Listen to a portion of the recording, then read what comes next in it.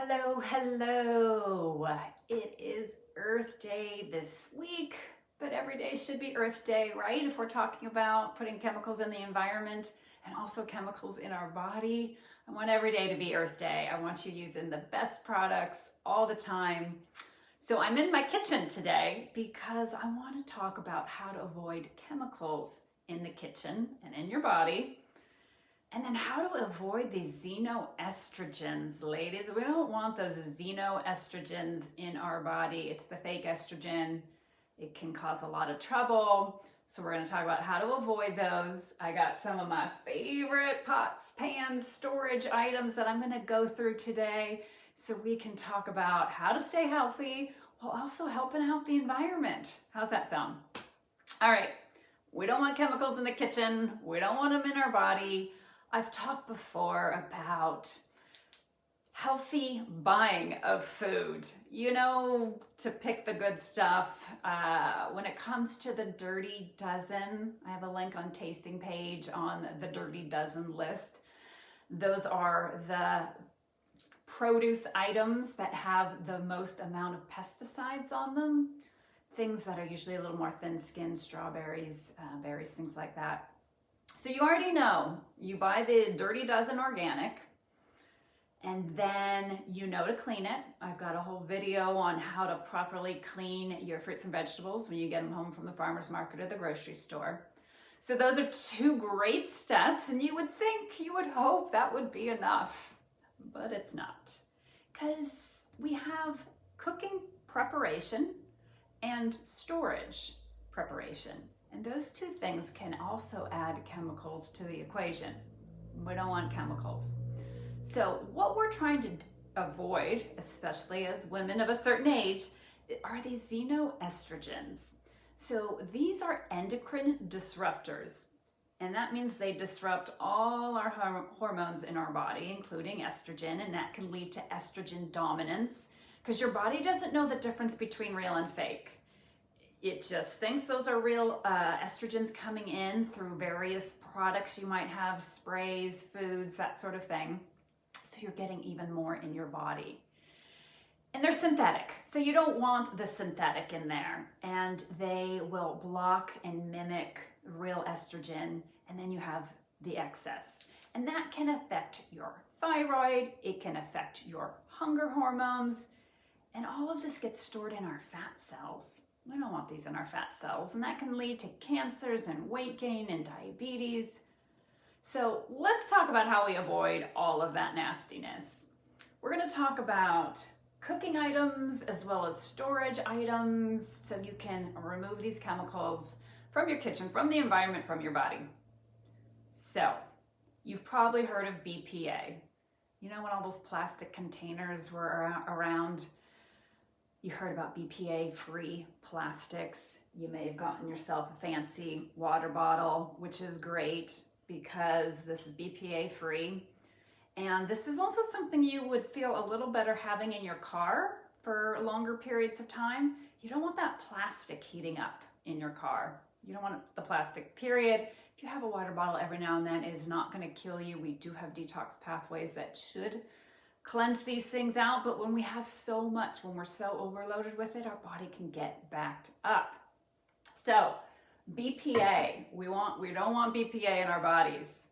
We don't want them in our products. And phthalates is another one of the biggies. These are the things that we really want to avoid. And so let's talk about toxin-free cookware. Do you remember when Teflon came out? It's like all of the non-stick stuff. We were psyched, right? You can flip an egg and easy peasy. Except that there are a lot of chemicals in Teflon and non-stick. PTFE, PFOA, those two, they're abbreviations for scarier words. We don't want those in our cookware. Should be PTFE free, PFOA free. Should say that on the cookware. There were studies, they heated some of these products up with these chemicals in it, and they killed pet birds. And they also gave flu-like symptoms to humans. So we don't want that. If you have nonstick ware right now and there are scratches in it, you definitely don't want to be using those, because those scratches means that material can leach into your food when you're heating it up. You don't want that. So let me talk about some of my favorite cooking pots and pans that don't have the PTFE, PFOAs, any of the chemicals that can leach into your food. And these things come from alternate materials like ceramic, glass, carbon steel, stainless steel. These are all better materials for your cooking. I'll show you a couple of my favorites. These two, my Extrema cookware, and I have links to all of these wonderful things that I like to use. These are great. They're a little heavier, not as heavy as cast iron, but they're fabulous and no bad chemicals in it. Cast iron is another great cooking surface. I gotta tell you, I was anti-cast iron for quite a while. It weighs a lot. Ladies, my video last week when I was talking about exercise, we gotta lift our weights, prevent osteoporosis. Yeah, it's heavy. It's a little heavier. You don't use soap and water on it. It requires a little different treatment, but now I love it. It took me a little while, but I love it now. And it can turn into a non-stick surface. I don't know if you can see this, but this is a non-stick surface now, even though I spray nothing on it. I just put a cooking fat in it and go. My Dutch oven, love this guy. The Dutch oven, Le Creuset. It's a fancy item, but you can find cheaper versions. So you're just looking for the enamel, glass. Pyrex is always a great workhorse. You know, you can throw a casserole in here, cook in it, store in it, you can freeze it. No worries with glass. What else? Storage. So you know your various things you can cook with. These are all great. Cast iron. The Dutch oven is great. Ceramic, glass. All great to cook in, all good to store in as well. But storage, you don't want plastic in your storage either. Glass. I have so many mason jars. I store everything in them. Liquids, flours, nuts, seeds. And you don't even need to go out and buy a bunch of stuff. If anyone does coconut yogurt, I rinse these things out. I put these in the dishwasher too. I hand clean all of my lids just because they can get a little grody in the dishwasher, and this has plastic in it. I don't mind a plastic lid. Again, I don't put this in the dishwasher because then it heats it up again.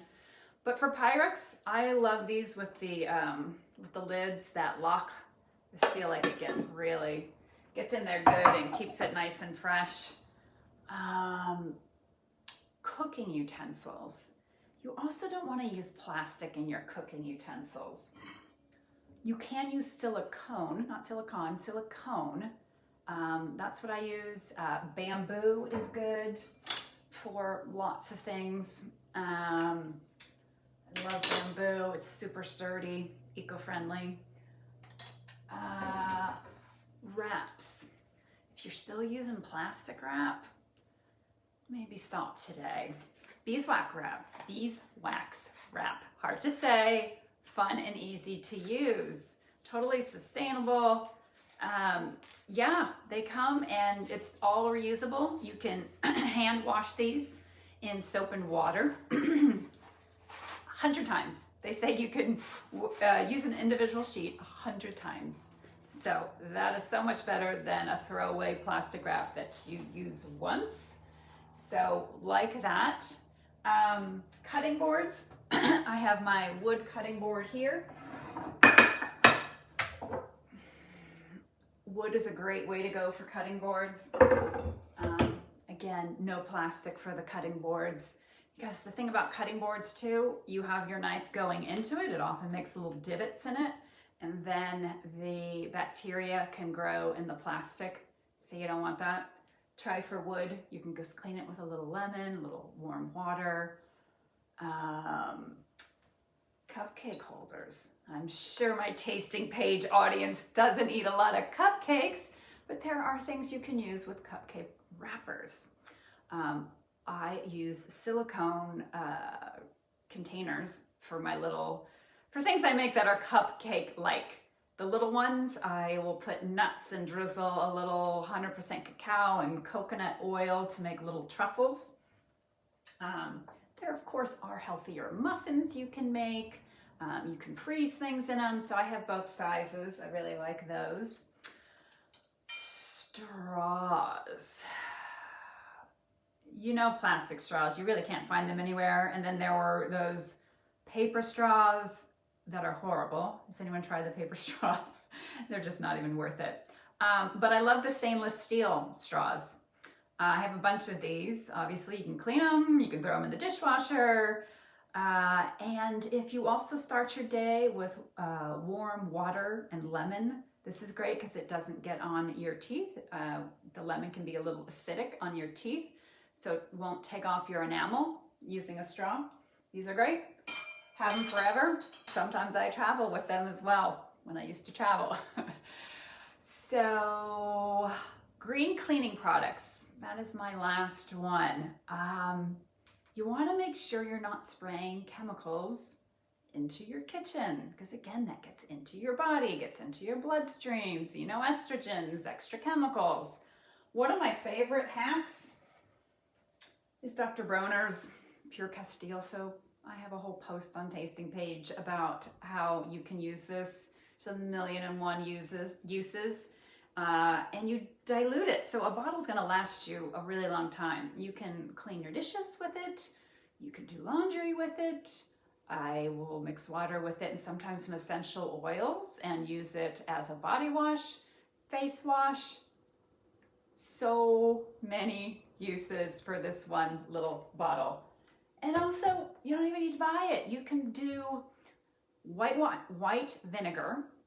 You can do water, a little lemon, you can use baking soda, you can use alcohol. There's many ways you can create your own cleaners that aren't going to pollute your environment that you're trying to clean and you're trying to keep your body healthy. And it's a lot, I know.